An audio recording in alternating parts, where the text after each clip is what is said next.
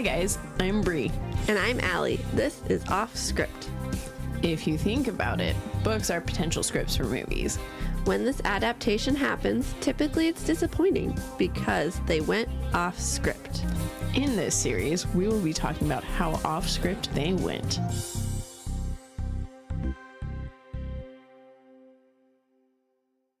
Well, hello everyone, And welcome to Offscript, a podcast where we compare their books to their movies. I am Bri. I'm Alli, and we have a wonderful guest with us today.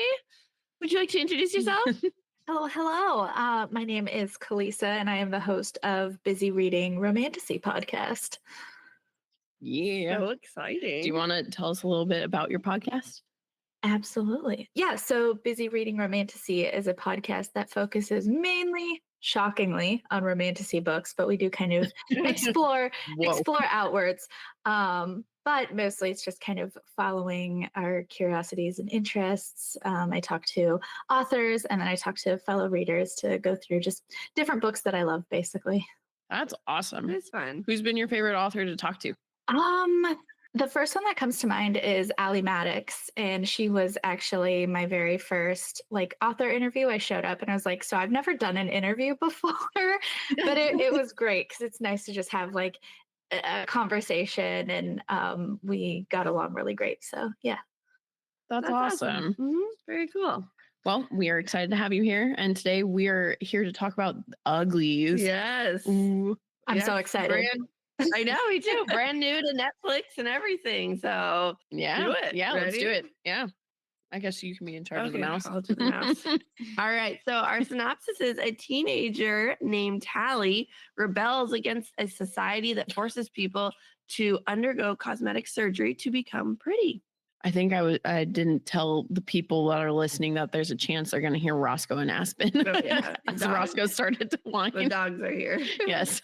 We've recorded with these pets quite often, and they always, at some point, start crying or something. Yes, that is why mine are not allowed in the room with me. Yes. They'll be Yes. passed out, and the minute I'm talking, they're like, so actually. They're like, Yeah. oh, hey. Hey. All right. So we have our author as Scott Westerfeld. The director was MCG.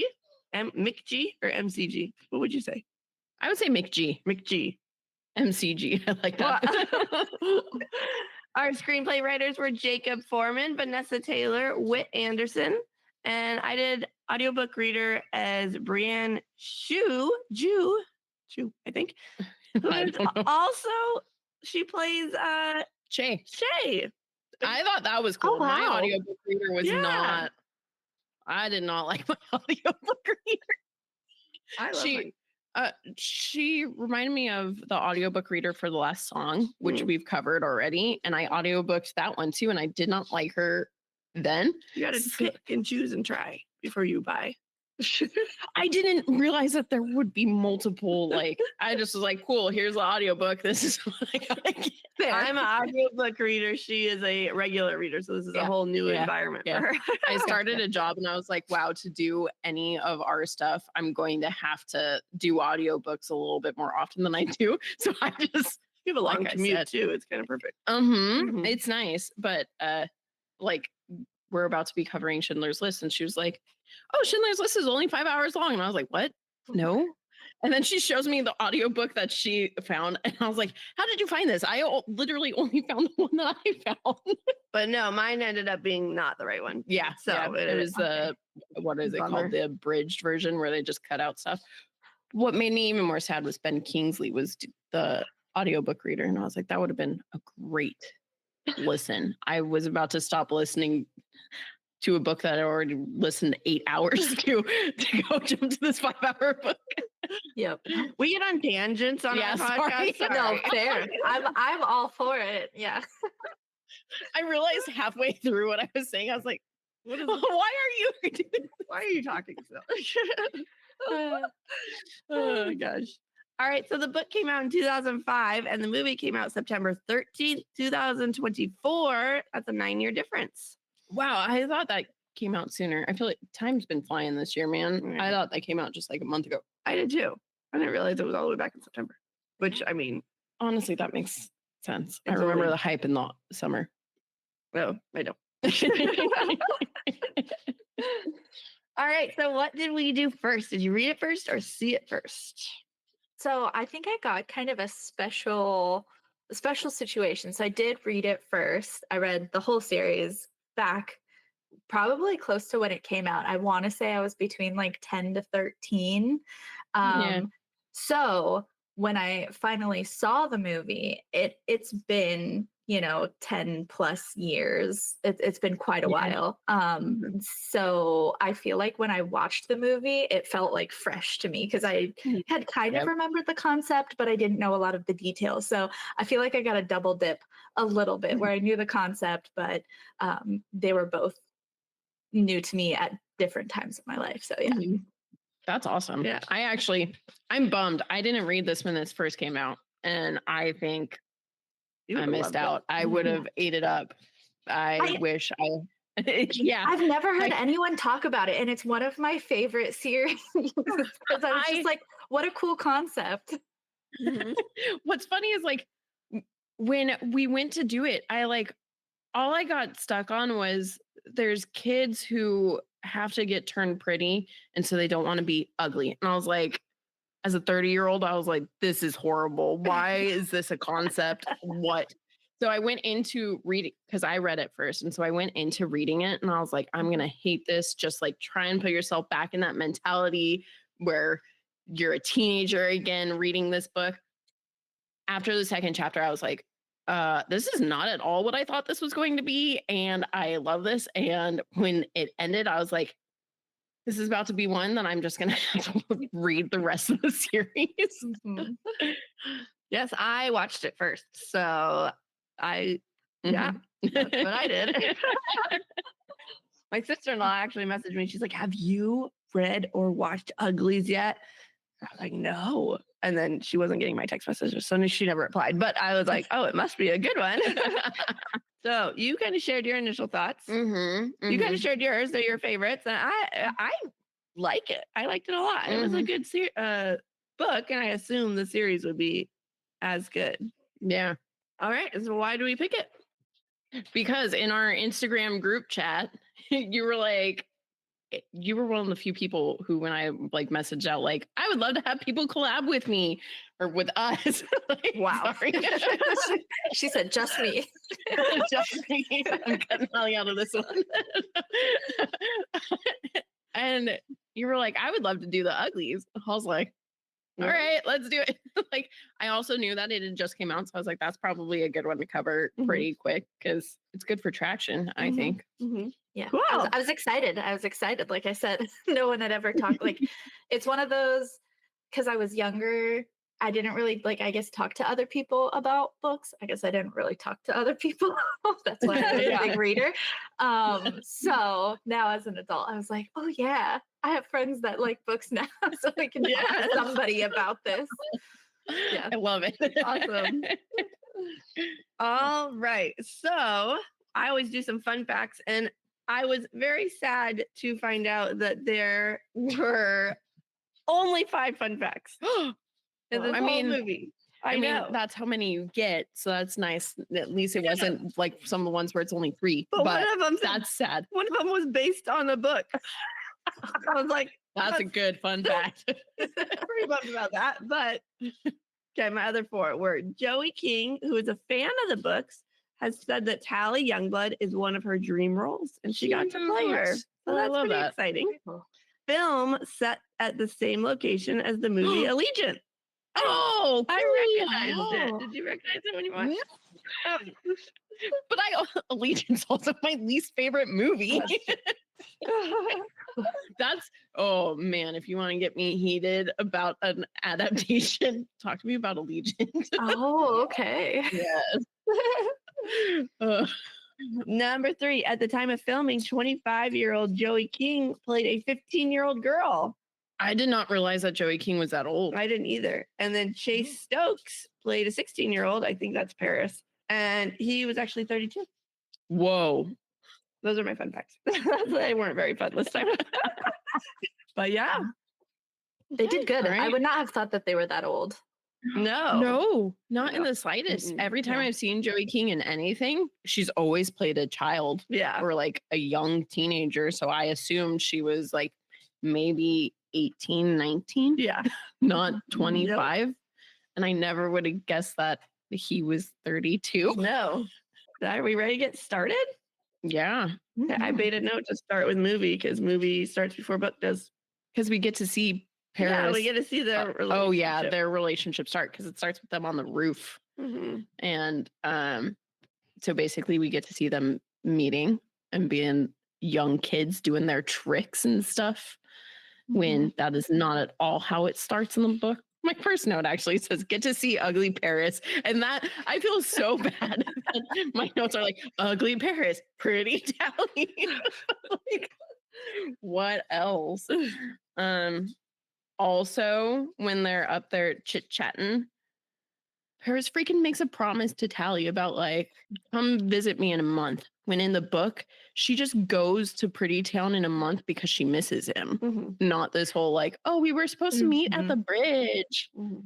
Okay. Oh, well, actually, no, because then they go to their little like ceremony for the pretty, for Oh, him yeah. to turn pretty, where Mhm. you then, it felt very Divergent-esque, Yeah. where it was like everyone's getting to choose their, or not choose, well, yeah, choose their factions, Uh-huh. but instead of factions, it's Congratulations. you're getting pretty. I was just so confused because I was like, so do they hold this ceremony every day because it's someone's That's birthday what I every was trying to day? figure Like out. I was so interested. That's a good point. Yeah. Yeah. I feel had like quite a wondered few that- quite a few kids got up from what I remember. That'd be a lot of Yeah. first. Or is it like, yeah. Maybe they do Interesting. like one in a month, and they're like, "Woo." Maybe. Oh, but no, because they're all supposed to turn it on their birthday. Yeah. So Yeah. I was confused. And they make all the people who aren't turning go and watch them get to go. I know. Every day. I would hate that. I know. Who knows? That's like the new But- Pledge of Allegiance. Bye guys. Yes. To you. Well, the book does not do that. And in the book, it kicks off with Tally sneaking into New Pretty Town. And this town, as we said, only has pretty people. And her best friend turned pretty a month ago. So she's been waiting for him and like he hasn't contacted her. So she decided to go see him. And she gets there and there's this machine that's like spitting out masquerade masks. And she puts one on so that she wouldn't be seen as an ugly. The other thing that happened at the assembly thing, Oh, yeah. they heard about the smoke there. Like there's a bunch of kids sitting there like talking about David and the smoke and like, oh, the David, he doesn't exist. All right. So everybody's pointing and making fun of Tally because she has this pig mask on, and this is like a black tie event that she's at.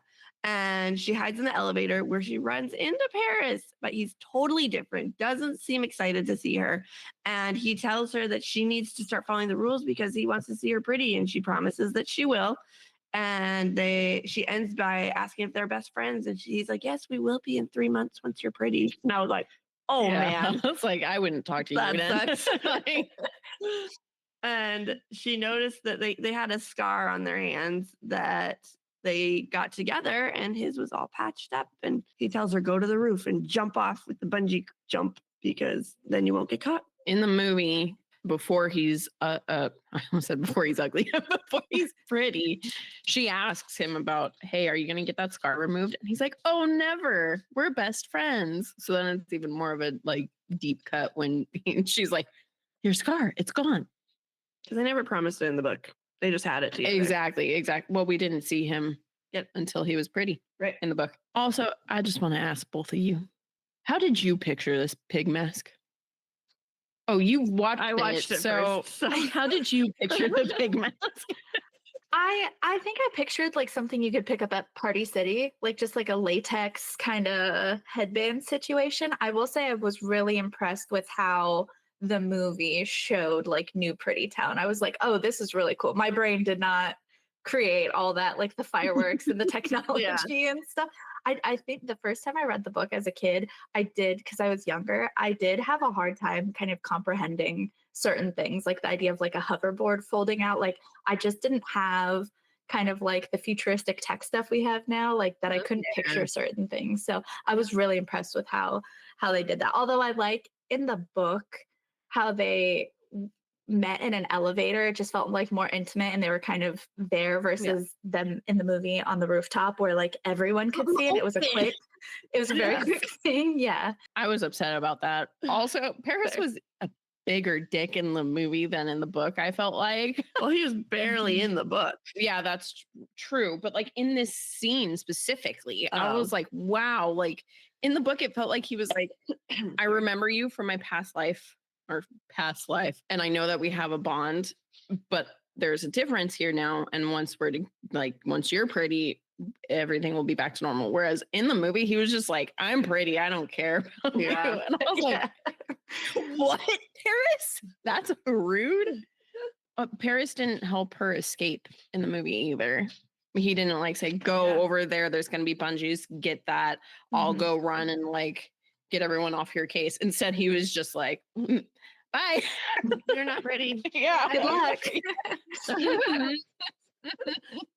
But also I wanted to say, I have a brain that also does not let me, I cannot for the life of me imagine things. Like it's really hard for me to come up with, like when I'm doing audiobooks, I cannot for the life of me put together what they're saying. Like I've learned that I see words in my head rather than pictures. And so when I'm doing an audiobook, I'm just looking at essentially the words. So it's really hard with Schindler's List because it's just like Fräulein. I'm like, German name, German name. Okay. But yeah, so when I try to picture things too, it's always like difficult for me. But I pictured freaking like the pig mask in that horror movie, like The Strangers or whatever, where it's like full with the ears up like this. Yeah. And it's all on pig. So when it was this like really cute mask, I was like, how does that block that you're ugly? Did magic, like turned her dress pretty. I know, that was really cool. I was about to say that was cool. Yeah. All right. So, and feel free to jump in if we miss anything and you're like, how did you guys not say that? Please jump in.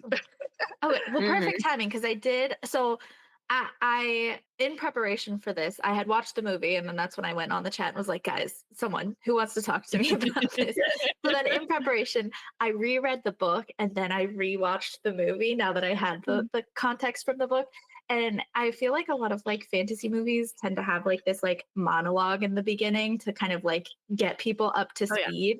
So I did note that like right off the bat, the movie kind of changed what the book had, where the movie said that the flower was the answer to this like fossil fuel issue, which was different than what the book had set up. So right. So which makes sense because it simplifies some things for the movie's sake. But I was like, wait, that's not it. Right. Yeah. You're right. Yeah, I didn't even catch that because I know.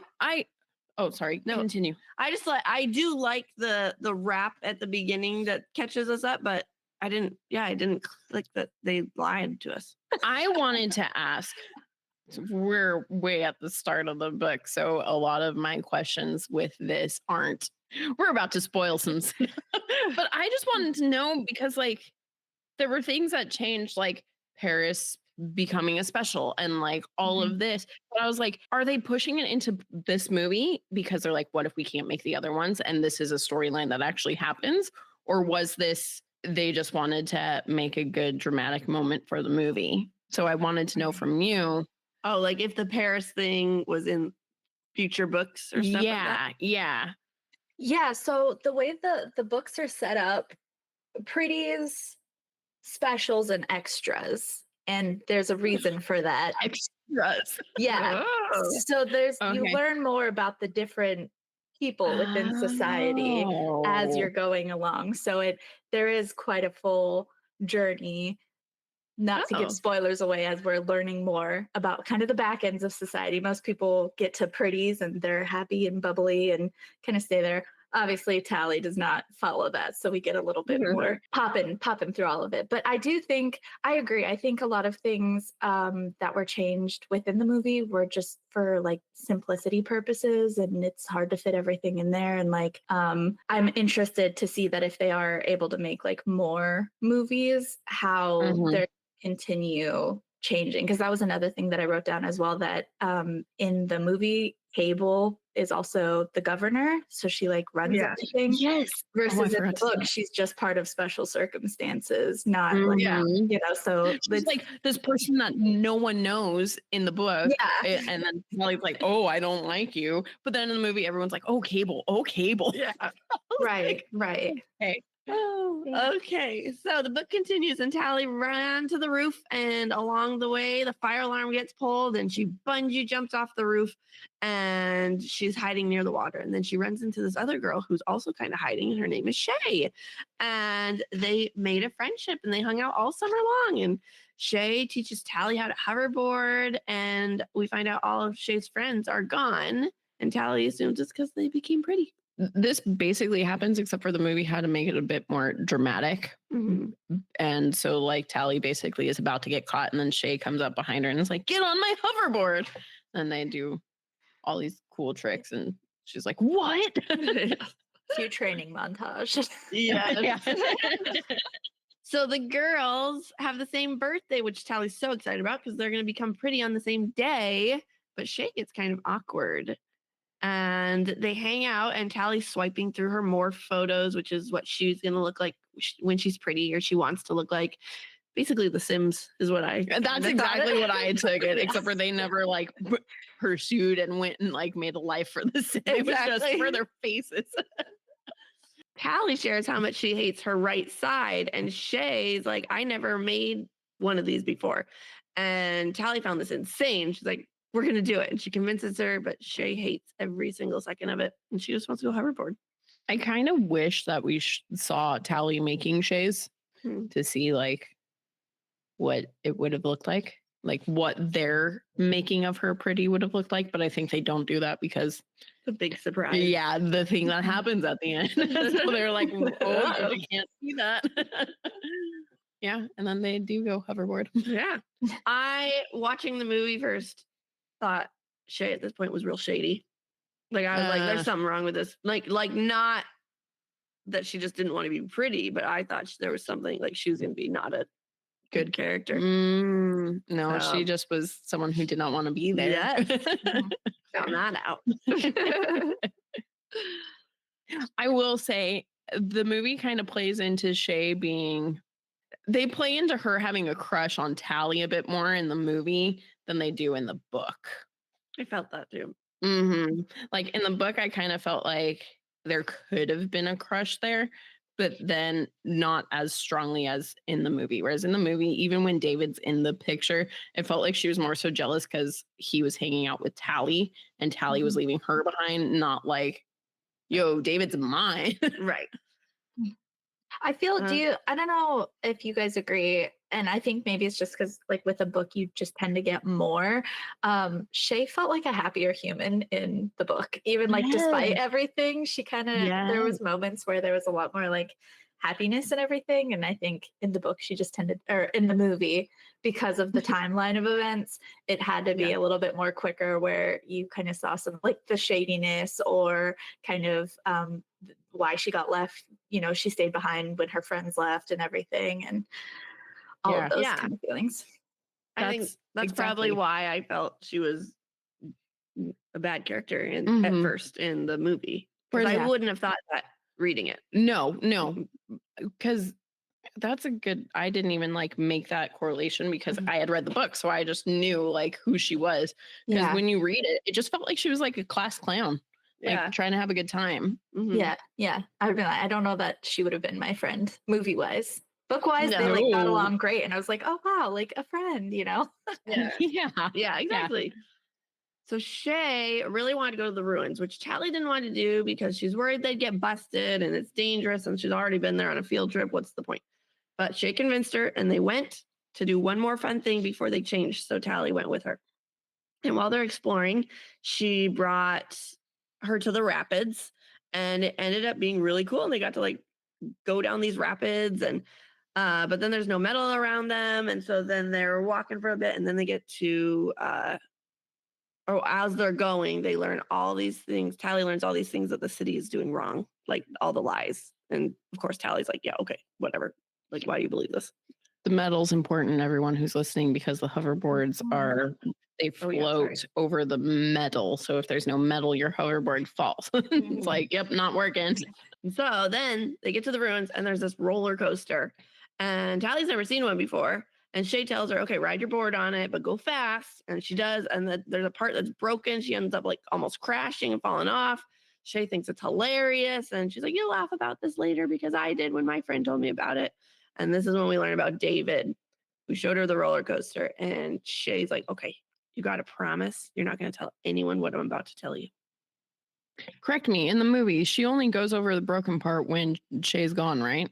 Because when I was watching it, I got to her going over it and I was like, Shay never showed you how to get over this. And then I was like, how are you supposed to understand this note if she never showed you this? Like, yeah. Yeah, I think so. I don't think they read it together. Yeah. because they got to the like one part where they just light the fire to message David, and she's like, I'm not going back. I am going to the smoke. You should come with me. And Tally's like, nope, I'm out of here. Goodbye. Okay. My notes. All right, so this is when Shay lights her little sparklers, but no one's answering. And Tally's starting to freak out. And she's like, we need to go back. And Shay's like, fine. She got really disappointed, but she agreed. So Tally and Shay decided to play a new prank on the Uglies, play a prank on the new Uglies. And they got a bungee jacket and they faked an argument. And Tally shoved Shay out the window and she almost landed on these 12-year-olds. And they're just busting up laughing. And I wish that was in the movie. it's not in the movie. I know. It's because that night, that's when Shay goes off and Tally goes home. Yeah. Like, they don't have her come back to the town. I feel like we didn't get as much kind of life of like what life is like in this universe in the movie. Again, I think just due to like time constraints, you can't have everything in there. But like the whole concept of the bridge, like tattling, I think maybe Shay mentioned it at one point, but unless you had read the book, that would not have made any sense to you or like held any, kind of this idea of like being watched by the minders. We see it in the movie, but we don't know exactly what it is or like kind of all of the like gadgets and technology that's within this world, how this world works, that's explained better in the book. Yeah, I agree. For sure. All right, so Tally and Shay get in a big fight because Shay doesn't want to be pretty. And Tally thought that was the most ridiculous thing she's ever heard. And they have 1 week left till they get pretty. And so they parted ways for a little bit, and then Shay comes back eventually, and they both apologize to each other, and they just want to do one more crazy trick. So she brought Tally to the outskirts and told her that they're going to go find the smoke, and in the smoke, they stay ugly forever, and it's perfect. And Tally thought she was crazy, but before Shay left, she gave her a coded message to find her. And this does not happen because it's already happened. Yeah. Kind of mixed with the part. It's like they put the two different ruined pieces of the book into one in the movie. So Tally's getting ready for her operation, and she's the only one in the room because she's the only one that's birthday is that day besides Shay. Just want to say that. That's another good point with the like, was there really 11 people that had, how big is this place really? Right. Had birthdays that day. The movie, what the heck? Question. What were you guys thinking? Yeah. So she was picked up by a guy and brought to a different building because there's a problem with her operation. And it turns out she was brought to Dr. Cable, who she didn't know. And Dr. Cable was really mean. And she's basically like, hey, Shay was kidnapped. And you know what? You need to go help us find her. Or you need to help us find her. And Tally's like, oh, I don't know. I can't say anything. I don't know. And Dr. Cable said, fine, you can say ugly for all I care. I don't care. Get out of here. And she was not like that in the movie. No. This is one of the things I'll let you talk about this. I was watching it first. I was like, oh yeah, she's going to be shady, but she's like that manipulative shady. And then reading it, I was like, oh no, she's just flat out mean. Like if they had done her like this in the movie, it would not have been like, I don't know. I don't It, feel like it would have would've been anticlimactic is Yeah. what it was. They needed a villain. And so, because like in the movie after this is when Cable goes and gets Paris and it's like, we need to give you more pretty Yeah. and turns him into a special. Yeah. Like, And so, it seemed like almost in the movie she was doing it.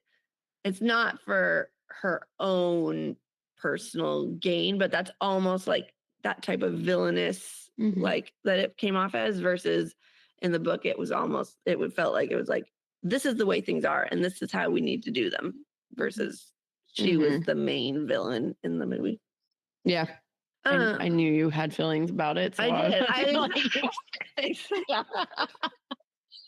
because we had chatted, and at this point, that was the farthest I had gotten for us chatting, and I was like, okay, that's a big difference, and I just want to say, I think they do generally pretty good until the end. oh, the end gets so fucked. I'm like, you did so good. Like, I was like, why do people keep saying this one did dirty? Like, it's like, yeah, there's the differences here and there, but then it's like the end. It's like, oh, they just changed their minds. What's funny is in my, because we do reaction videos, and so in my reactions, I'm like, this is going pretty good.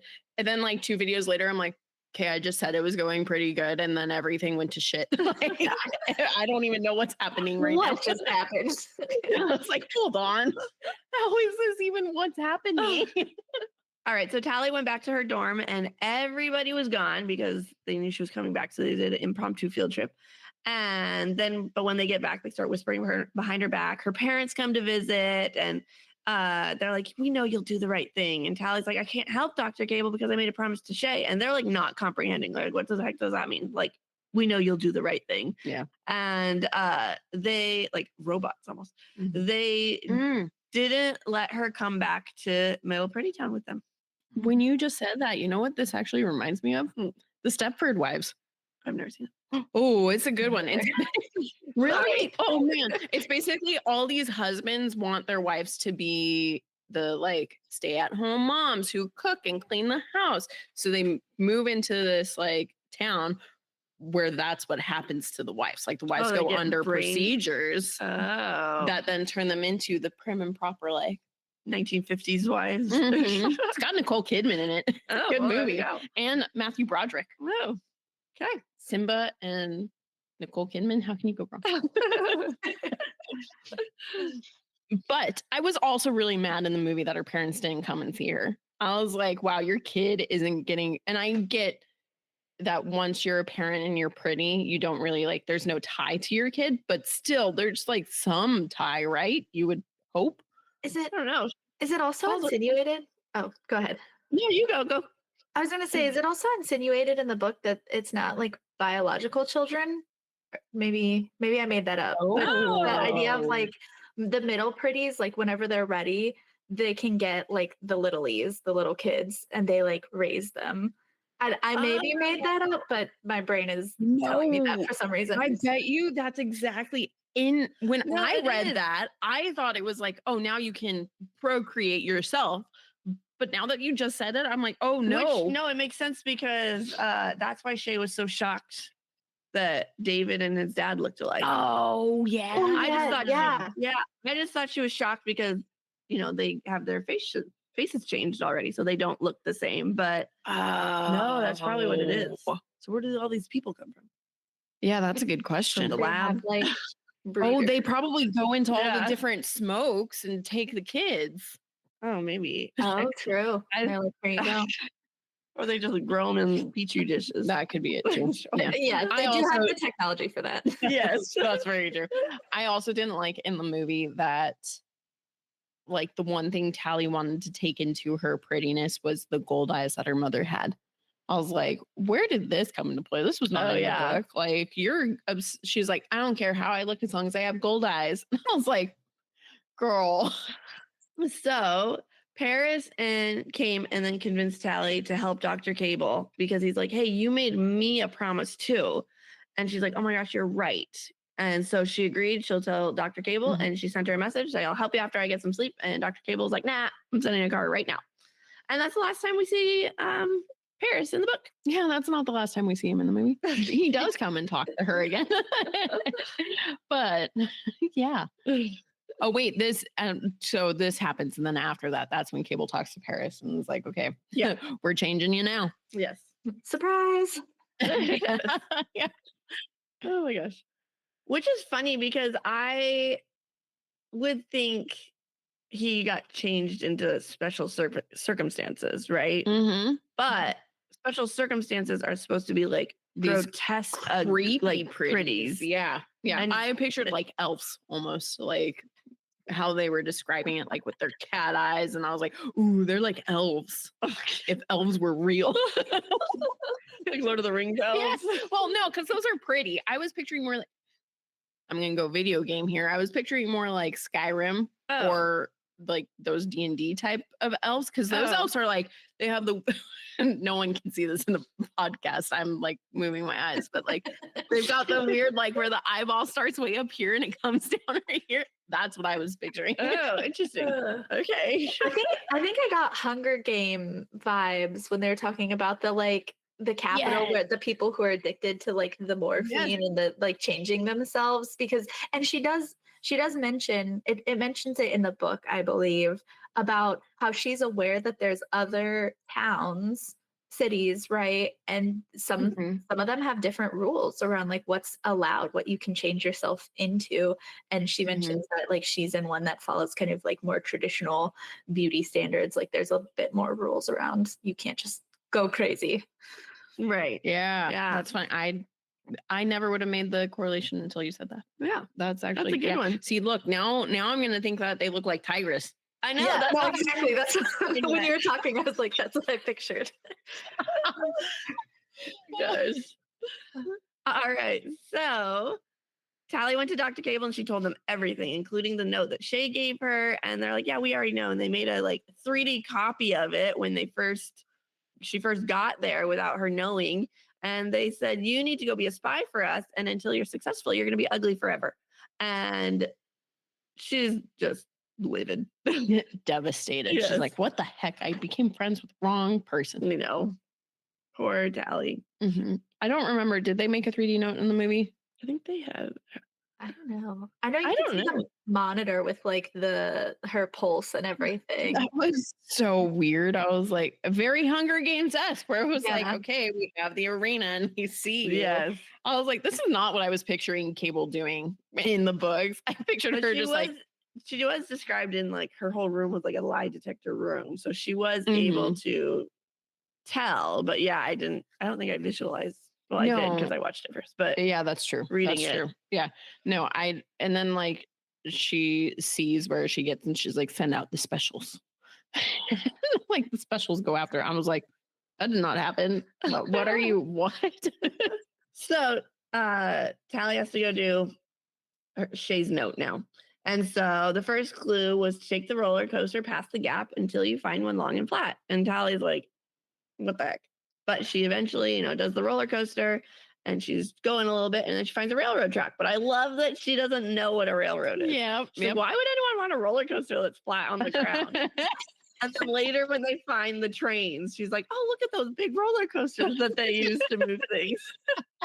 Oh, cute. And so then she keeps going and she almost soars right off a cliff and she takes a moment and eats some spag bowl, which is their little like dry food. This was not mentioned in the movie. Yeah. Was it? Where she ate it?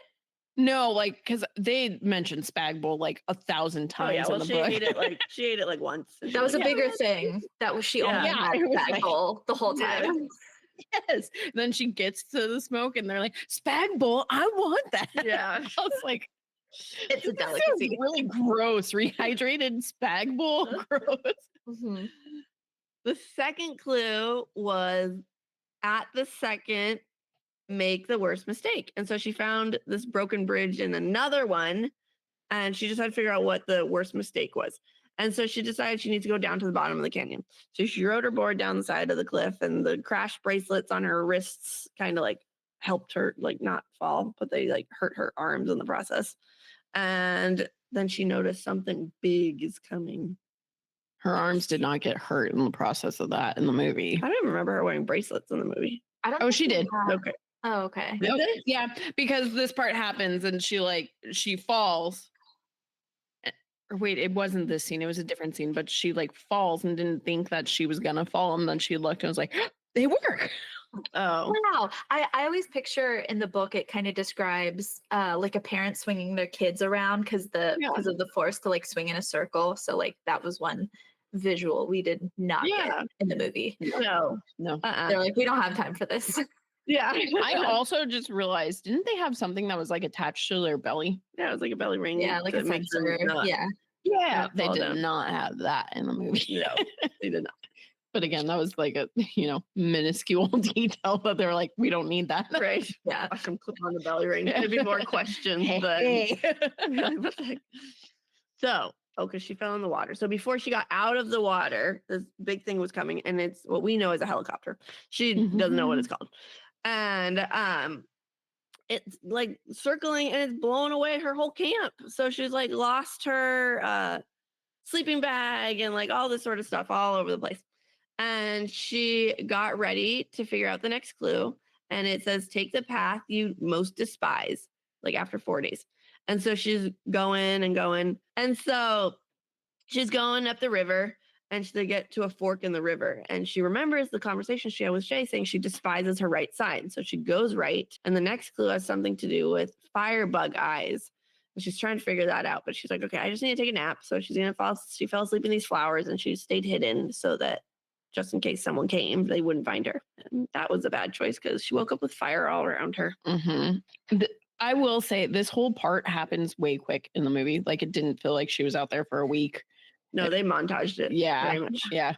Which was sad because for me, reading it the very first time, that was like the meat of like she's on this adventure alone, figuring this stuff out. And like there was a lot of little details that I can remember from the book, like even reading it so long ago around like there's a whole thing about unfolding your hoverboard so it could like recharge, but then if there was water she had to wait, so like that delayed her sometimes, and like sunburn patches, like there was so much more in the book that just got cut out. Well, like this was also too because she's lived in Ugly Town, and yeah, they don't treat you like they do in Pretty Town, but it's very much a town where everything is given to you. Yeah. So this is her first time where she has to rough and tough it. And yeah, she has her backpack full of spag bowl and like all of the things that she could need, but she's out there doing it on her own, like you said. So I think they missed opportunity there in the movie. So I just want to say too, I would mess up one part of this decrypted note and I would be like halfway across the other side of the country. Like I feel like I would not be able to follow these clues. That's true. But I was trying to figure out some of them and I was like, there's no way. I don't get that one. And like really the only one she would know was the roller coaster one. She's like, I might know the other ones. No, she wouldn't. Like all these other ones she had to figure out that then and there. Like, Yeah. What if she forgot the conversation about her and Shay? Yeah, because it was like a minuscule. I wouldn't. I have so many conversations and then I forget. Someone will be like, oh, you remember when you said this to me? And I'll be like, I would think that sounds like me. Yeah. No, I would have been out on the second clue. There's no way I'm going like hurtling myself over a cliff. No, that's exactly. I have to be like the worst mistake. Okay. Who's going on this stupid adventure? Yeah. So she quickly rushes into the water and grabs her hoverboard because, she doesn't want it to catch on fire. And the helicopter comes again and she sees that it's the one shooting fire. And she is in the water and she's struggling now because she's weighted down. And finally she gets out and these people with giant bug-like eyes take her and bring her to safety because they're pretties, but they are rangers, which are basically they're helping this flower population die down, and they help out the smoke and they bring the recruitments and they drop them off closer. In the movie, David is the one who saves her out of this fire. David's not supposed to come up. He's supposed to still be this person that she's like, oh, he's not real. I don't know why she went to go see him. He's fake.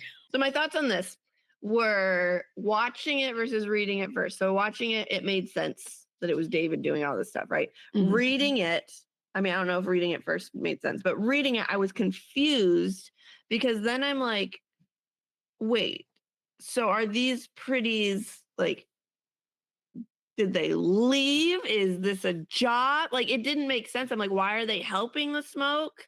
Because then I was like, okay, they just left. They aren't part of the pretty town and they don't want to be, but they didn't want to change being pretty. But then later, when they talk about the brain lesions and Mhm. quick thinking jobs, they say that rangers are one of the jobs that you can get where you don't get lesions. So I'm like, Mhm. wait, so the rangers are a job for the pretties, so they haven't left the pretties. So why are they helping the smokies?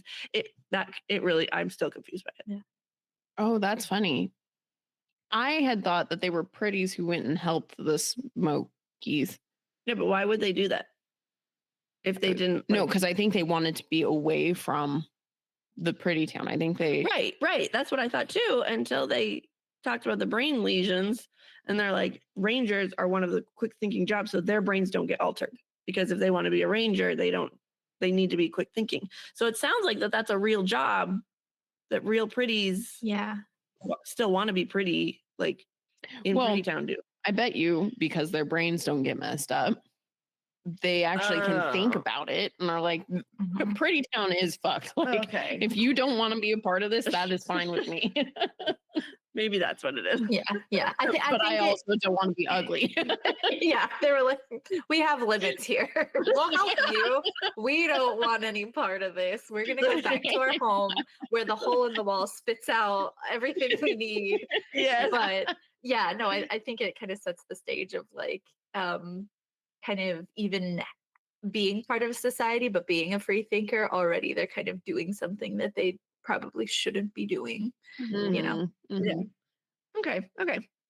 The only thing is that David's the one that finds her. Oh, that's So right. there's like, they don't really introduce us to the Rangers, Okay. That's right. probably so that people don't get confused like you me did. So they check her out because David and Shay are with her now. And they found a bug on her board. And she's like, I didn't know that was there. And they're like, nah, they put it on everybody's board. Don't worry. And they threw it off, or they attached it to a bird or whatever they said they were going to do. And they had a lot farther to go. So they start going. And as soon as they get to the smoke, she's like, I'm going to activate my necklace as soon as I get there. Let's do it. And then I got to go home. And Shay and Tally brought her to the library to speak. Shay brought Tally to the library to speak with the boss. He's like this old ugly, and Tally is horrified at the way he looks.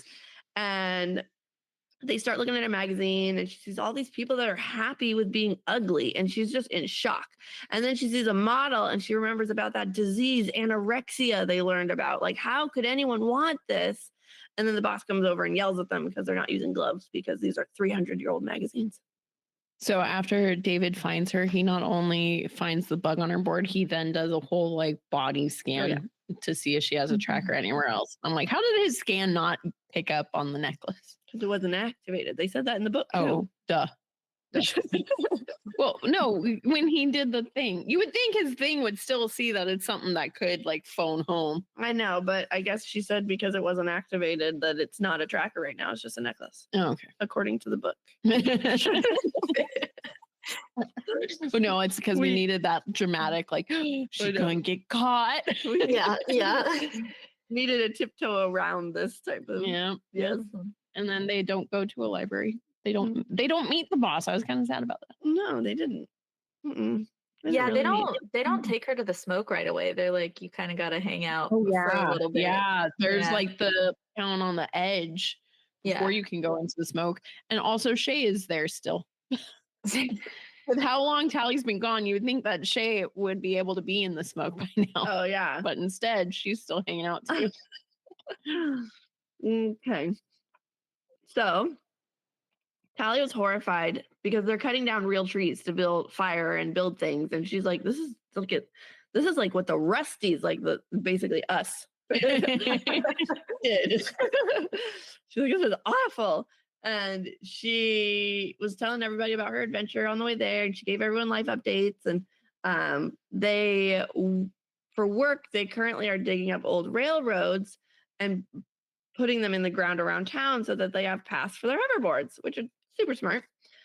And yeah, and then she follows. Well, do you have anything with that? They don't really like, they do show her getting accustomed to life and being like, what the heck are we doing? This is weird. But like, they don't show much of anything else. And I also don't think that she bragged much about her travels. Because like, that was the thing where like every new person, she was like, oh yeah, I did this. Or someone would come up to her and be like, wait, is it true? You really slept out there? Yeah.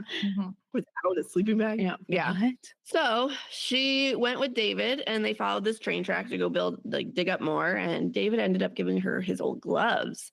And then this train track led to a tunnel. And he shares with her about how he was born there and his parents were the runaways and they were doctors and they used to be ugly, but they reversed the surgery. And Tally is You mean they used to be pretty? Oh, yes, sorry. They used to be pretty and now they're ugly. And Tally is having a slight panic attack because she's like, why would anyone do that? And he apologized. He's sharing too much. And then she is just struggling if she should share this location with Dr. Cable because the smoke is not just a runaway camp. It's like a town that has been created and like these people are living their lives. And in both cases, Shay was real salty about this new development. Except for I feel like the movie made it a bit more like, because did she explain in the book? I don't remember her explaining that like we don't get these things, so he had to make them. Oh, I did not remember that. When she was saying that, I was like, ooh, he did give you some special love. Yeah. That's hilarious.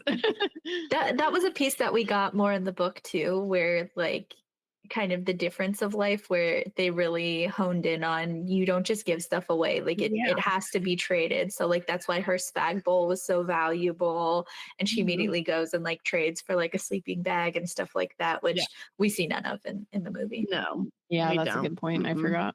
So she's like, I gotta go talk to Shay. She doesn't know how to bring it up about her necklace, but Shay is like, it's okay. I know someone gave you that necklace and you told them about the smoke and you're just excited they're coming. And I really hope they come too. You know, that's how the people come to the smoke is by people telling each other and don't worry, your boyfriend will come. And Shay's just so happy for her. I'm like, Shay, you've been her best friend and she's only been gone or not even there for like 2 weeks. Do you really think she found someone that she liked that much to be like, come with me? Like in 2 weeks. Yeah. Like the only person you've heard her talk about up to this point was Paris, who's pretty. Oh my gosh. So Shay says that some people are still trying to figure out if they can trust Tally or not, but I trust you 100%. She's like, oh, great. Okay. Great. So Tally and Croy, who's this friend of Shay's, were chatting as they're doing their work together. He doesn't believe her and he's very suspicious of her. And later they do lunch and now Shay's pissed off because David gave her the gloves and Shay has been crushing on David. And she tells Tally that she needs to tell David about the necklace and that person that gave it to her. And later David asks if they can talk. And then she kind of it's basically the same thing that happened to Shay. She sort of brings up her necklace. He's like, I know, don't worry. I understand that he might come, the old boyfriend, blah, blah, blah, blah. And he ends up saying, hey, I want you to meet my parents. What's frustrating about how everyone reacts at the end once it comes out that her necklace was really a tracker is that she kept trying to tell people. And each time she had the intention of telling them, but then they took over the conversation. We're like, it's a boyfriend. And she's like, yep, whatever. That's a really great point. She tried. So they go to his parents' house and they're getting to know them and he wants them to tell her everything. And they're not pleased, but they agree. And they tell her the truth about being pretty. And the reason he's like, you got to find all this out because they don't tell people is because he's like, wow, you made it by yourself and everything like this. And he's like, no one ever does that. Clearly, like you really want to be here. My first thoughts are probably the same as Croy. It's like, if she made it by herself, she clearly didn't do it like alone. Like, there's someone back in Pretty Town who is helping her. Yeah. David, I don't know. He's just a little bit love. Too naive. Like this Ugly is so pretty. I just have to have her. But also, it's kind of good that he does do this, because if he didn't tell her the truth or have them tell her the truth, she would have still been like, nah, I'm not here for you guys. Like, make me pretty. I know, which is unfortunate that they don't tell everyone that if they're about to leave. Like, because it's like, yeah, what? I mean, they say they don't because it'll get back to the town and then people start really not believing them and all this sort of stuff. But like, it's a big, I think if I were in this society and I had gone to the smoke for whatever reason, if they didn't tell me it, obviously I would go back. But if they told me, I would be like, well, no, that's screwed up. They're trying to do stuff to my brain. I'm not okay with that. But also, I really love when they're explaining this to her. And she's like, they explain how they like shave down your bone and like do all this. And she's like, I didn't realize this. I was like, how do you think they change your face? Magic wand. There you go. So his parents let them know that they used to be cosmetic doctors and they would often perform the surgeries that make people pretty. They figured out that people who become pretty have lesions in their brains that uglies don't. So after doing a little bit more research, special circumstances came in and said, you need to stop this or you're losing your licenses. And they decided to run away because they couldn't not stop thinking about this information they found. And they know that being pretty now also changes the way you think. But it doesn't for quick thinking jobs, as we said, like firefighters, doctors, politicians, the Rangers. And they made themselves turn ugly again by this like pill that if they took it over like a month or however long, it would like form them back. But honestly, this is the way to go because it formed them back, but they kept all their like pretty features such as like good health, good teeth, good like all this. I'm like, okay, well, I could look like me, but I could be healthier. I'll do that. Right. Because they needed to start their own community, so they were like, no one's gonna follow us if we're pretty, so we need to go back to being as ugly as we can. That's awful. I feel bad. Yeah, essentially that happens. It's a bit more condensed in the movie, just to then have them go and screw up the end. But right, like we need more time for this end. This end is gonna be great. Yep. So they end up leaving, and Tally and David have a long talk about how he thinks she's beautiful. And she's like, do you think I'm more beautiful than Shay? And he's like, yes. And Tally's like, no, that's the problem. That's why we get these surgeries, so that no one's more beautiful than the other. And he's like, that just doesn't make sense. That's not, I'm just telling you how I feel. And they end up kissing. And he's like, well, what about that necklace? And she took him to the fire and she threw in the necklace and it popped. And she felt so free. And she fell asleep great and woke up in pure chaos. In the movie, they weren't like together. Like they hadn't just been making out when she went and threw the necklace in the fire. It's almost like she threw the necklace in the fire because she was like, this is not okay what they are doing. So the chaos that breaks out is now special circumstances are there. And all of the Smokies are bound up and put in the rabbit pen. And she ran and she sees the boss. And he's like, okay, do you want to run away and save these magazines? Or do you want to be the distraction and put chili pepper in their face? And she's like, I'm going to run away. And he's like, sorry, you don't have shoes on here. And so then that was such a bizarre conversation. It really was logical, but you're like, what?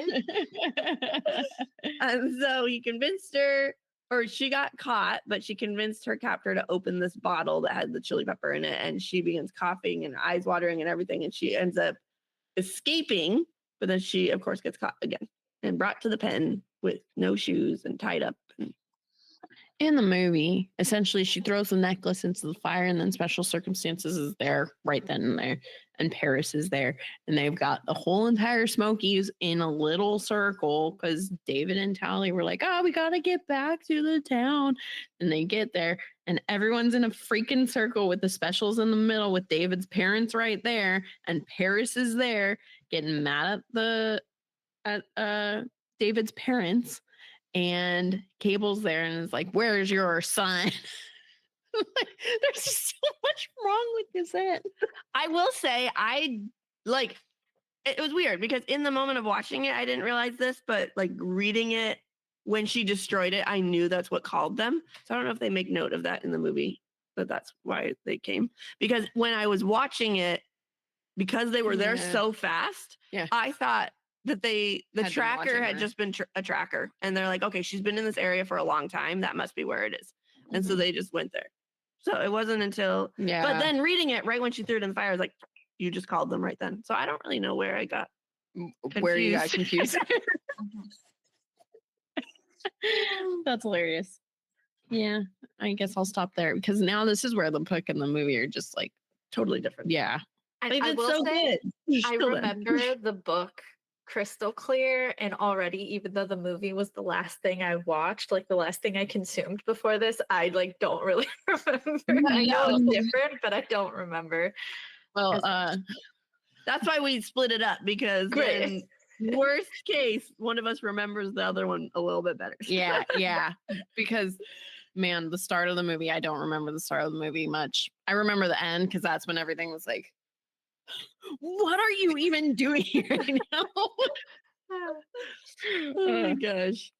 All right. So in the book, Shay and Croy are in the pen, and Shay is pissed because she knows that this was all Tally's doing, and Tally didn't believe it. She's like, no, I in her head, she's like, I broke the necklace. I threw it away. I burned it. It's not my fault. And then these people brought her to Dr. Cable, and Dr. Cable said, as soon as the device breaks, basically in a conversation, she's like, because Tally was like, well, what if I died out there? And Dr. Cable's like, well, we would find your body because as soon as the device breaks, it calls us. And she's like, oh my gosh, that's what happened.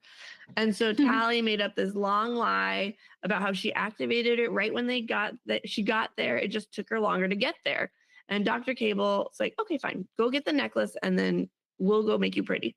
So she had to now come up with this plan because special circumstances is bringing her somewhere. So they brought her to the roof because she wanted to go there because that's where all the hoverboards are.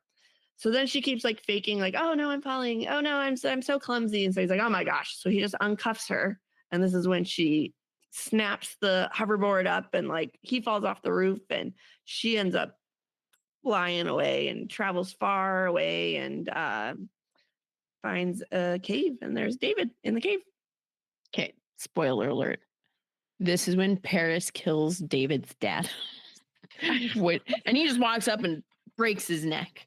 And then I wanted to ask you, since you've read the books, do you remember, is David's dad actually dead? Because I felt like it was like this, like he was taken away and no one saw him, so they just assumed. So I was like, I bet he comes back in future books, but now in this movie, he's dead. No, he does die in the book as well, but I think it's like later. It wasn't right away. Yeah. Okay. Yeah, because I was like, it was supposed to be this like, we're assuming he's dead because he was gone. And I think like one of the specials came and was like, yeah, he's dead or something like that. But in the movie, it was just cool. He died in front of everyone. Like in the book, we're told he went to surgery and never came back. But we never see a body to confirm type of thing, is what you're saying. So when I saw that in the movie, I was like, I haven't read the other books, but I really don't think he died right off the bat. Like, yeah, that was very aggressive. If you read the book and then you watched the movie, I was like, oh my gosh, wait. Yes.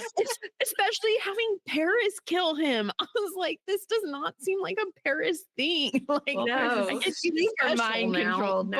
But yeah. So then this is also the point in the movie when Tally runs in the middle. Is like, you told me no one would get hurt. Yeah. So then everyone's like, she knew. You brought that to us. Because even at this point, the only person that knows really is Shay. Yeah. And Shay doesn't even know. She just assumes. Yeah. And so. Nope. Instead, she goes and tells everyone in the movie. Yep. Well, it does not happen in the book. Her and David travel for a very long time because they're going to go figure out and save her parents. But before all that, hang on, I skipped a bunch. Tally came up with this long lie about how she knows where special circumstances is because on the adventure of her escaping Pretty Town, she was brought there because she couldn't say, oh yeah, I know where it is because I was I helped them out. I helped them Forced to find you. become a spy and betray you all. Yeah. Oops, sorry. My bad. I So got they here and you're actually really cool. I'm Yeah, sorry. right. I changed my mind. So they're working on a plan on how to save all the Smokies, and then they went back to camp, and a bunch of shoes are left because everybody knew she didn't have shoes, so they all kicked their shoes off for her. Oh, that was so sweet. And then she feels awful because she Mhm. did this to them. Mhm. And then she grabs a pair, and they went to David's parents' house, and David, they weren't there, and he tries to cut the wristband, the plastic handcuffs off of Tally, but they wouldn't cut. And so now her lie is becoming a little rockier because she's like, oh, I just used a rock. And it's seeming more suspicious, but he's like, whatever. And he's like, my parents are taken because they would never leave this knife behind. And so he showed him all these like backpacks that they had prepared for emergency evacuation situations. And then on the way, they figure, I guess I keep going because it's totally different. I was going to say, I'm going to keep trying to jump in and just say what's going on differently, but I don't remember what happens between the dad dying and them getting into the lab in the movie. I almost feel like except for they didn't get captured. Maybe nothing happened. Maybe that they just jumped. Did they just jump really fast? I don't know, because it feels like they're trying to like. We're professionals on this podcast. We are Oh, very yeah. I think it says something that 0 out of 3 remember what's Yes. Oh my gosh. That's very true.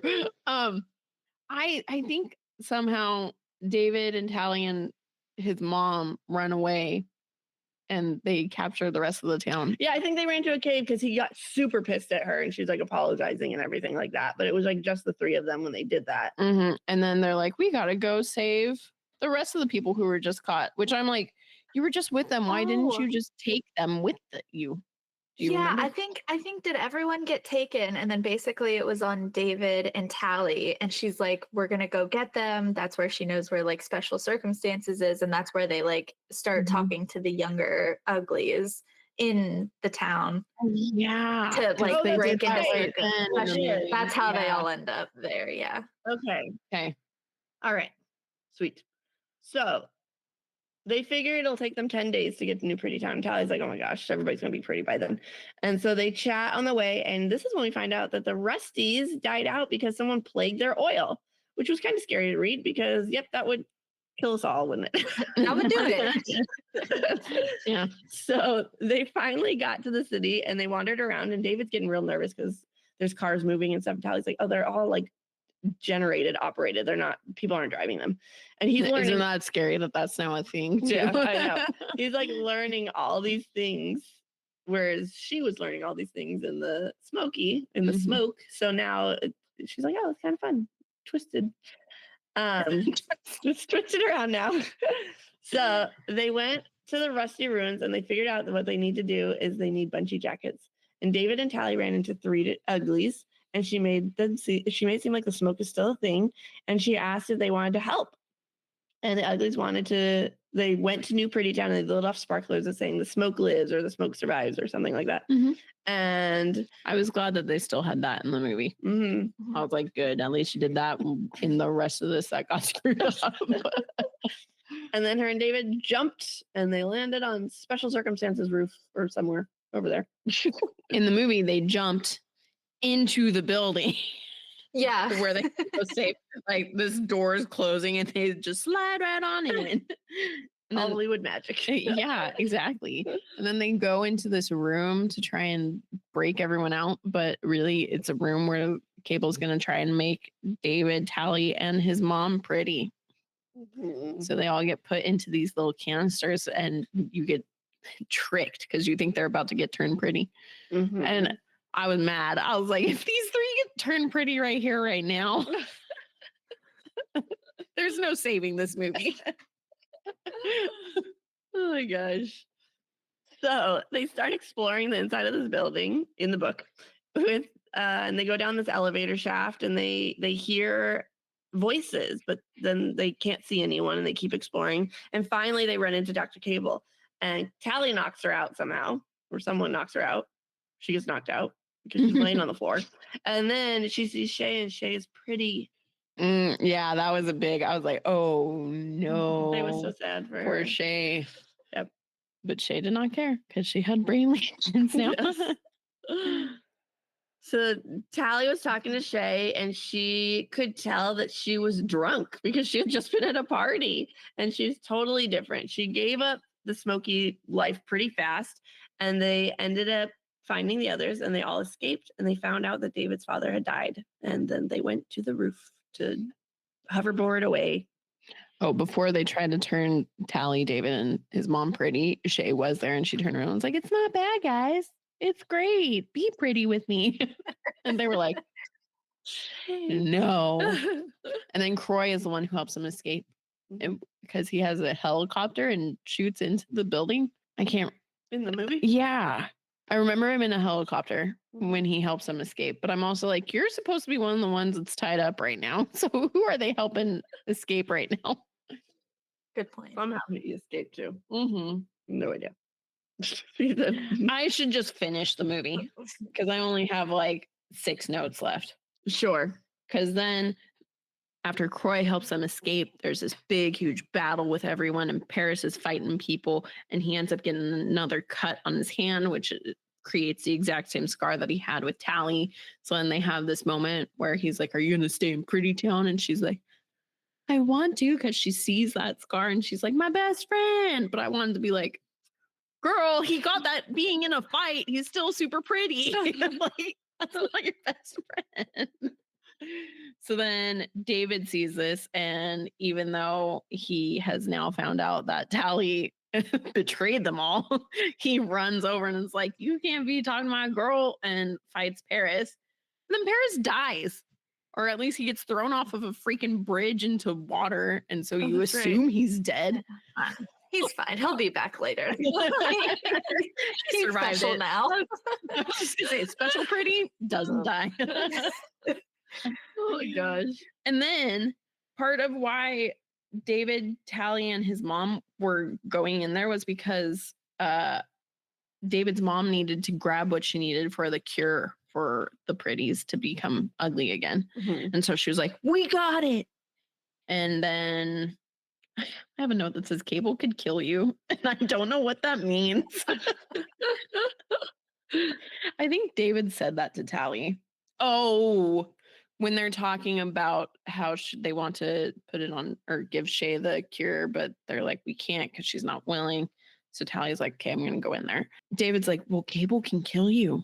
And I was like, Cable has been wanting Tally to come and turn pretty. Do you really think she's going to be like, "Oh, you just helped everyone escape. I'm going to kill you now"? And I swear in the book, Tally just walked into New Pretty Town and was like, "Hey guys, make me pretty." But instead she has to like go and get caught by the specials. Well, she does get caught, but it's very much like, "Hey," and then she says, "Hey, I'm pretty. Make me pretty." Or, "Hey, I'm pretty." Yeah, whereas in the movie she's like, "Oh, I'm Tally." What, Youngblood? Is that her last name? Yep. "I'm Tally Youngblood. Take me to Pretty Town," or whatever. And I was like, this is way more dramatic than I thought. And then we get to see Tally pretty at the end of the movie. Well, thanks for spoiling the whole book for me. You're welcome. So they basically, on the hoverboards, were rewinding a bunch now. And so they're on their hoverboards and they get to like this cave sort of thing where they start basically a new smoky camp ish. Mhm. And so then his mom had gotten information off this tablet or something about the lesions. And so she's like, "I think I know how to fix this." And so they're working on it. And in 20 days, she figures it out. And they ask Shay and she's like, "No, why would I want to change?" And Maddie and David are like, "Okay." And Tally's like, "What?" And they say, David's dad died because he went in for an experimental surgery and he never came back. So Maddie will not do this unless she has a willing subject. And Tally's like, "I'll do it." And this is when she tells David everything. And David still is like, "Oh my gosh," and does not want her to risk her life for this. And Maddie's like, "Nah, she wants to. Let her do it." We got stuff to do. Yeah, exactly. So This will help us. We will know if we can fix Yes. everyone. she killed my husband. Let's do it. Mhm. So Shay wanted to go back with Tally, and at first Tally didn't want her to, but then she's like, whatever. And then they do. Tally gets caught, and she's like, make me pretty. And that's how the book ends. I was so mad. I didn't realize it was going to end on such a cliffhanger, even though I knew that it was part of a series. But I was like, oh no, I need to know what's happening. And then it was like, end credits. And I was like, no. There's still more to the story. Tell me. Yep. We did it. You have anything we Good missed? work. No, but randomly my brain just did go back to when we were talking about how like in the flower field, like in the movie, they didn't have the rangers.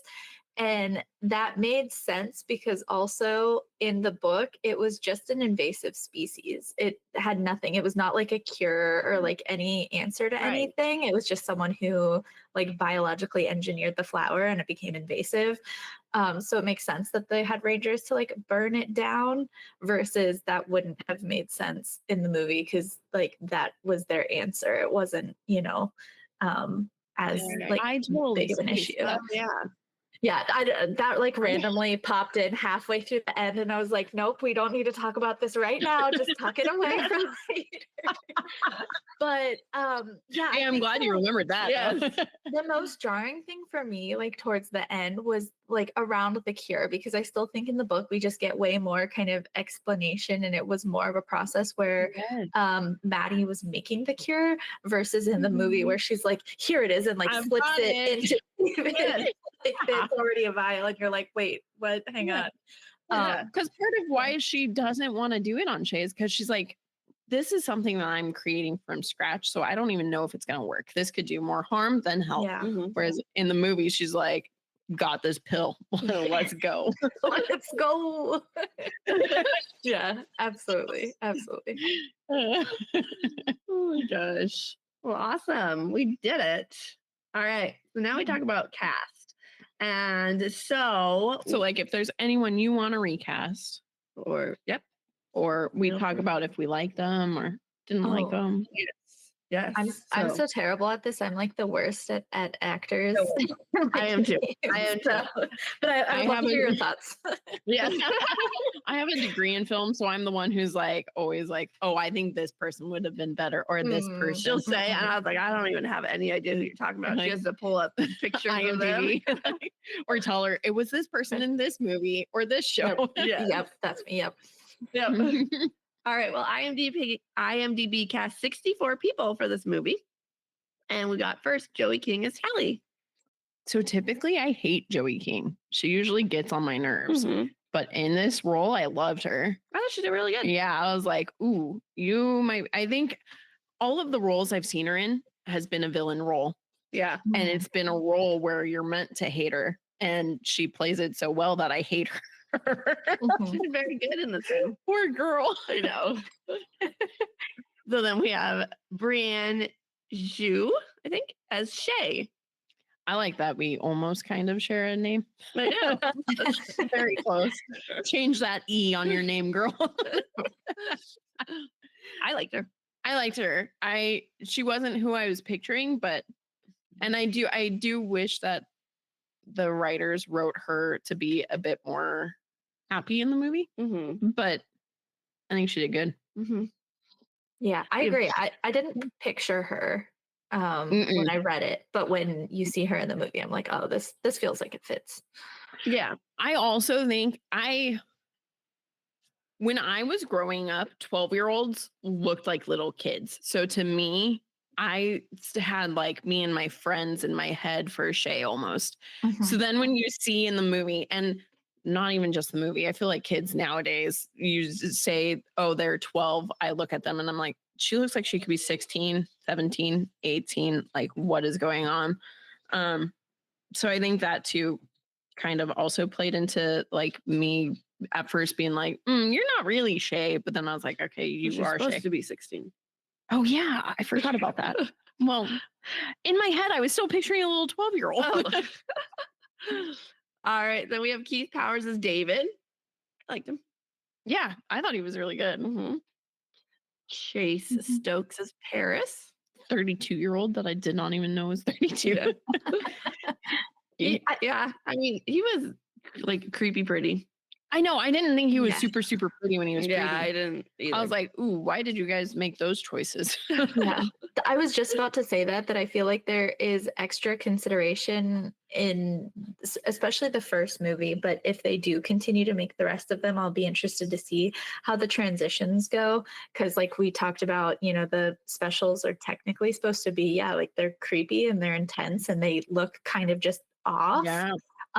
But it's interesting with the casting to like have that special consideration of like going from an ugly to a pretty, of like how much can you change? Are you planning to like CGI or whatnot? Yeah. I know, that's the other thing. Like before I had read the book and when the movie was first coming out, I was like, man, you're casting these people to be like, yep, you're ugly and you're ugly. When in reality, it's just you're normal, right? Yeah. We have Laverne Cox as Dr. Cable. She got so much flack for this role, and I think it's because because she is a trans woman who people wanted to see her in a good role. I think I thought she did great as a bad guy. I loved it. But I remember when this first came out, everyone who is in like that community or very aware of that community was very much like, I don't like this. They didn't do her justice. This is horrible. Oh, interesting. I did not hear that. Mm-hmm. I think she did great. But I did too. As I was watching it, I was like, I think it's the implications of putting a trans woman in a villain role. Yeah. So I think that's where the issue comes. But I'm like, if she got a role, support that and support how she plays it. Because obviously she didn't care. Yeah. So then we got Charmaine Lee played Maddie. So what's his name's mom? David's mom. Oh. Yeah. Yeah, she did. She did good. And J. Devon Johnson played as his dad. I love that guy. I was sad when he just up and died Very quickly. I know. I was like, this poor dude is a really good actor. And he got killed really quick when he's not even really supposed to be dead right now. Then we have Jean Louise Castellanos. Sure. Played Croy.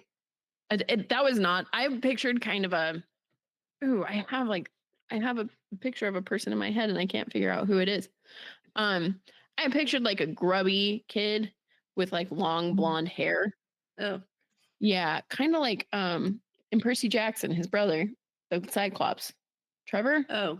Troy starts with a T. But they also cast a really bad person for that. But anyway. But that's what I was picturing. So then when this like buff bald dude came on the screen, I was like, oh, who are you? Oh, that's funny. I think he aligned with what I pictured because he was always kind of the one that was like maybe a little more like intimidating and not quite believing Tally's story. Yeah. So I'm like, here's a problem. Not problem. He was right. Like, yeah, definitely. All right. So that's all the cast we picked. We're not going to go over all 64 people. Mm-hmm. So then we have questions like, is the theme of the book and movie the same? Yeah. I think the theme is ugly versus pretty. Yeah. Mm-hmm. I think the theme is the same. And I just think the book makes it, it's a little more kind of, I think, intentional. We get little snippets of it in the movie, but I think the movie is easier to take as just like entertainment. You kind of watch it and you're like, oh, they all want to be pretty, like dystopian society, and move on, versus the book kind of tends to get you like thinking a little bit. I like pulled 2 quotes out of the whole book. And the first one was talking about why they make people pretty. And she talks about like there's a certain kind of beauty, big eyes, full lips like a kid, smooth and clear, symmetrical features, 1,000 other little clues, talking about that like we're looking for these markers and that a million years of evolution had made it a part of the human brain, that we're looking for these markers. That is this person healthy? Are they okay or are they sick? And we look for these things. So I like kind of the explanation, the biological explanation. Like I kind of nerd out on that kind of stuff rather than like, well, we just want to make everyone pretty. Like, it was like kind of a legit like scientific reason for it. And then also when Tally and David were talking more about like the history and why things were happening, and she was like, well, why didn't they teach us that? And he goes, she goes, I wonder why they don't tell us that in history class. They usually love any story that makes the resty sound pathetic. David lowered his voice. Maybe they didn't want you to realize that every civilization has its weakness. There's always one thing we depend on. And if someone takes it away, that's all that's left in some story in history class. So like, again, I think there was it felt like there was like higher stakes, that it wasn't just this kind of like silly idea, but like, what if this society looked like this, So yeah. Oh yeah. I think it's scary for me when I read books now and think, wow, this could actually happen. Yeah. Especially with the state of things at the moment. I'm like, I could see it happening. I could see us being like, oh, we want to control each other, and so we're going to make each other pretty. So yeah, I think that's why I enjoyed this book this time when I was worried about not enjoying it, because I was like, wow, there's way deeper meanings to this rather than just, oh, you ugly, let's make you pretty. Oh my gosh. All right. So do the characters stay true to the movie to how they're written? I think except Most of Shay. Shay and Paris are my two that I'm like, Oh yeah, Paris. Because at first I was going to be like, absolutely not. And then I was like, oh, wait, for the majority. Yeah, yes. they do. It's just the two that I would have wanted. Yeah. And which do you prefer? I prefer the book. I almost said movie. I just like we just talked about. I like the deeper meanings of it. And like, yeah, I just think it's more fun. Plus, how do you screw up the book's ending? Like, literally, I think if they had kept to the ending, it would have been a hard decision for me, because the movie was really fun and enjoyable. And I was like, ooh, cool. They haven't changed too much. And then it got to the end and I was like, you're changing the whole, like, I don't want to say the whole story, but essentially like how the story goes. That was mine too. I would have had a hard time if the ending was the same, but because the ending was different, I like the book better too. Wow.